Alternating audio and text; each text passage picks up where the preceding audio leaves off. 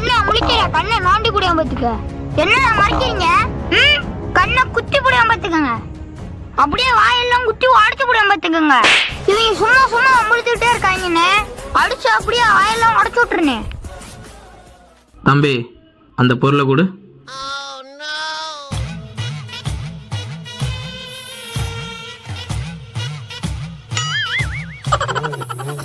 கையில பொருள் வச்சிருந்தா பெரிய பருப்பாடா நீங்கலாம். எங்க அண்ணன் இதுக்கெல்லாம் ஏற்பட மாட்டாரு. அந்த மாதிரி பாருங்க வாங்க. என்னத்த பாக்குறாங்க?